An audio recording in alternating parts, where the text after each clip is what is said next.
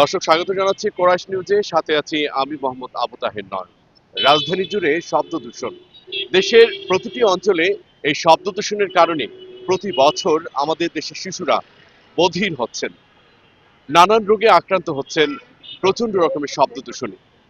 Green voice Dhaka রাজধানীতে সপ্তাহব্যাপী 7টি পয়েন্টে কাজ করে যাচ্ছে। এই গ্রিন ভয়েসে যারা কাজ করে যাচ্ছেন তারা বিভিন্ন বিশ্ববিদ্যালয়ে অধ্যয়নরত। তাদের মূল লক্ষ্য হলো চালক এবং যাত্রীদের সচেতন করা, শব্দ দূষণের আইন মেনে চলার ব্যাপারে তারা কাজ কাজ করে যাচ্ছেন দীর্ঘদিন ধরে। এই সপ্তাহব্যাপী এই কার্যক্রমে পরিবেশ অধিদপ্তরের সাথে কাজ করে যাচ্ছেন গ্রিন ভয়েস। চলুন আমরা এ ব্যাপারে তাদের সাথে কথা বলি।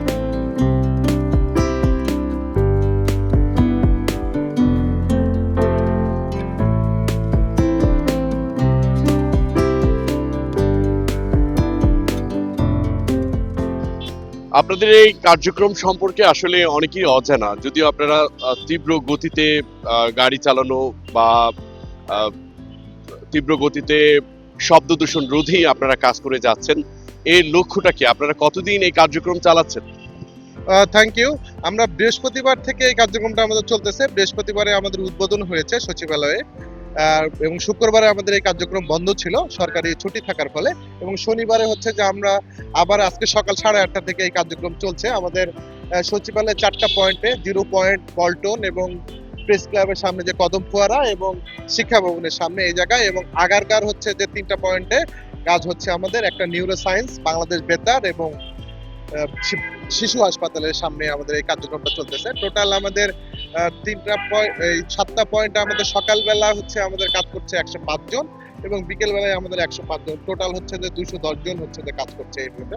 তো এই কাজটা হচ্ছে যে আমরা পরিবেশ অধিদপ্তরের সাথে করছি, এবং আপনি হয়তো জানবেন যে এটা প্রথমে যে নীরব এলাকা ঘোষণা করা হয়েছিল স্কলাস্টিকা থেকে লো মেরিডিয়ানের যে পয়েন্টটা, সেই পয়েন্টটা থেকে আমরা ওখানে হচ্ছে 14 দিন এই ক্যাম্পেইনটা করেছিলাম। তারপর পরবর্তী সময়ে আমরা হচ্ছে দ্বিতীয় ধাপে হচ্ছে যে, এটা আপনি জানেন হয়তো আপনারা সবাই, যে 2006 সালে হচ্ছে যে বাংলাদেশের বেশ কয়েকটা পয়েন্ট আছে যেগুলো হচ্ছে নীরব এলাকা ঘোষণা করা হয়েছে। দ্বিতীয় দফায় আমরা হচ্ছে এই 2টা পয়েন্টে কাজ করতেছি। আবার হচ্ছে যে আগামীতে যদি পরিবেশ অধিদপ্তর থেকে উদ্যোগ নিয়ে হচ্ছে অন্যান্য যে জায়গাগুলোতে হচ্ছে যে ক্যাম্পেইন জায়গাগুলোতে নীরব এলাকা ঘোষণা করা আছে, সেই জায়গাগুলোতে হচ্ছে ক্যাম্পেইন করব। আমরা গ্রিন ভয়েস পরিবেশবাদী যুব সংগঠন পরিবেশ অধিদপ্তরের সাথে যৌথভাবে এই কাজটা করছি। এই কার্যক্রমে আপনাদের সাথে কারা অংশগ্রহণ করছেন?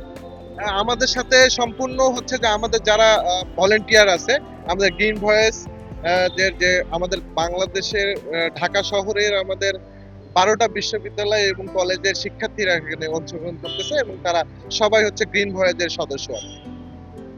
এই যে গ্রিন ভয়েস, এর মানেটা কি, আর এই নামটি বা আপনারা কেন চয়েস করেছেন? এর আলোকেই বা আপনারা কাজ করে যাচ্ছেন? গ্রিন ভয়েস একটা পরিবেশবাদী যুব সংগঠন, এটা 2005 সালে হচ্ছে প্রতিষ্ঠা হয়েছে। এখন আমাদের গ্রিন ভয়েজের 19 বছর হচ্ছে আমরা পা দিয়েছি। এটা একটা পরিবেশবাদী সংগঠন, আর গ্রিন ভয়েস এর বাংলা পূর্ণরূপ হচ্ছে সবুজ কণ্ঠ। তো আমরা সবুজ নিয়েই হচ্ছে কাজ করতেছি। বাংলাদেশের নদী নালা খাল বিল থেকে শুরু করে পাহাড় খেকো, নদী খেকো, বালু খেকো থেকে শুরু করে যত ধরনের হচ্ছে যে পরিবেশ বিধ্বংসী যে প্রকল্পগুলো হচ্ছে সরকার উদ্যোগ নিয়ে থাকে, সেগুলো নিয়েও হচ্ছে যে আমরা সোচ্চারভাবে হচ্ছে যে কথা বলে থাকি আর কি। আমি পরিবেশের প্রজাপতি। আমি পরিবেশকে সংরক্ষণের জন্য উড়ে বেড়াই। আমি চাই শব্দ দূষণের মাধ্যমে আমার পরিবেশ যেন দূষিত না হয়, এজন্য আমি প্রজাপতি সেজেছি। শব্দ দূষণের ফলে সমাজে যে নেতিবাচক যে দৃষ্টিভঙ্গিটা তৈরি হয়, দেখেন, শব্দ দূষণ শুধুমাত্র যে আমাদের সমস্যা তৈরি করছে তা নয়, এটা শিশু থেকে বৃদ্ধ সকলের সমস্যা তৈরি করছে, এমনকি আপনাকে পরবর্তীতে এটা বধিরও করে দিতে পারে। সুতরাং এই যে শব্দ দূষণের যে ভয়াবহতা, শব্দ দূষণের যে নেতিবাচকতা, এটাই হচ্ছে আমি আমার এই বর্তমানে যে কস্টিউম দিয়ে আমি যে আকৃতি ধারণ করেছি, এটা দ্বারা আমি শব্দ দূষণের যে নেগেটিভিটি আছে এটাই প্রকাশ করতে চাচ্ছি। শব্দ দূষণের যে ভয়াবহতা, শব্দ দূষণের ফলে শিশু থেকে শুরু করে বৃদ্ধ বয়স পর্যন্ত সকলের যে সমস্যা হয়, এমনকি পরবর্তীতে দেখা যায় যে তারা বধির হওয়ার মতো সমস্যা তাদের মধ্যে তৈরি হয়।